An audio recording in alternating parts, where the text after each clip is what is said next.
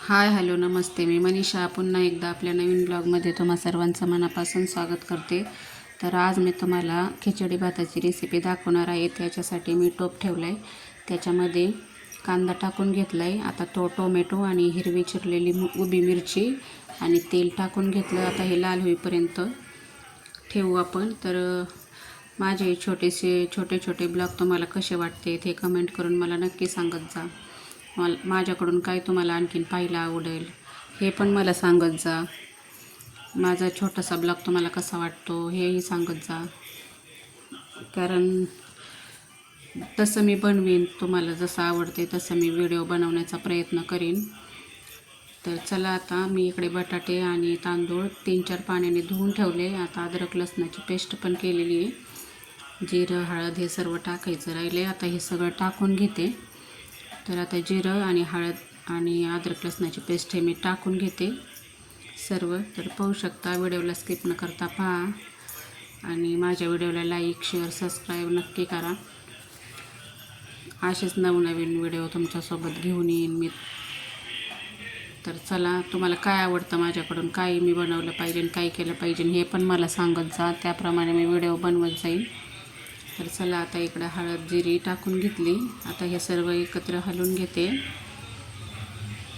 आणि साधे सोपेच रेसिपी असतात. मी जास्त काही माझं एवढं म्हणजे नाही का देखावा नसतो. तर चला, आता चवीनुसार मीठ टाकून घेते. तर हे सर्व एकत्र मिसळून घेते. आणि मग नंतर मी धुतलेले ते तांदूळ आणि बटाटे 4 पाण्याने धुवून घेतले स्वच्छ असे, आणि ते आता ह्याच्यामध्ये मी टाकून घेते.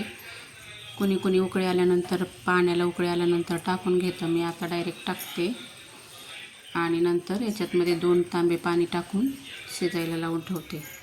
आणि एक 15-20 मिनटात भात तयार होतो. तर चला आता, आणि हा छोटासा ब्लॉग आवडला तर लाईक करत जा. लाईक शेअर सबस्क्राईब नक्की करा. तर आता हे काही मसाले आणले होते मी, ते पण टाकून घेते. एव्हरेस्ट मसाला आणि काळा मसाला, याने तिखटपणा येतो आणि चव पण चांगली लागते. कारण मिरच्या कापून टाकल्यामुळे जास्त काही तिखट होणार नव्हता भात. जेवढं सामान अवेलेबल आहे तेवढ्यातच बनवलं आहे, पण छान झाला होता. तर चला, आता हे तांदूळ वगैरे टाकून घेते. आणि मग आता थोड्याच वेळात 20 मिनटात भात तयार होईल आपला. तर आता हे टाकून झाल्यानंतर हलवून वगैरे घेते आणि 2 तांबे पाणी टाकते. आणि आमच्या पिल्याचा आवाज येत असेल तर त्याला प्लीज इग्नोर करा. चला, आता 2 तांबे पाणी टाकून घेते, कारण तो पिलीला बोलवत होता त्याच्यामुळं मध्येच वरडत होता तो. तर चला, हे पहा, अशा प्रकारे 2 तांबे पाणी टाकून 20 मिनटं ठेवायचं आणि मग नंतर हा भात तयार. तर चला, सर्वांना बाय.